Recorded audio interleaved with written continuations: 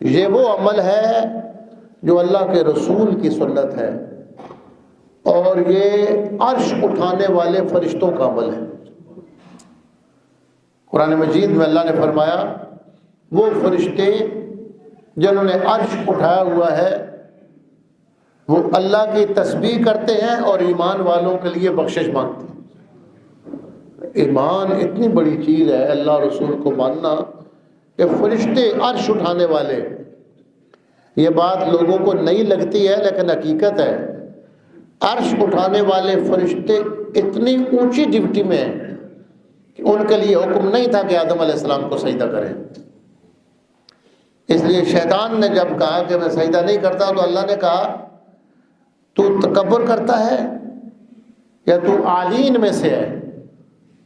یعنی سب کو سجدے کا حکم ہے، یا تو وہ نہیں کرے گا جو تکبر کرتا ہے، یا پھر وہ جو عرش اٹھانے والا ہے، جو ملائے اعلیٰ کا ہے، جو اللہ کے قرب میں رہتے ہیں، وہ بڑی ڈیوٹی میں ہے، اللہ کی تسبیح میں ہے، اللہ کا عرش اٹھایا ہوا ہے، ان کو تو حکم نہیں تھا کہ آدم علیہ السلام کو سجدہ کریں، اور وہ بھی اللہ کے نبی کے ماننے والوں کے لیے بخشش کی دعا کرتے۔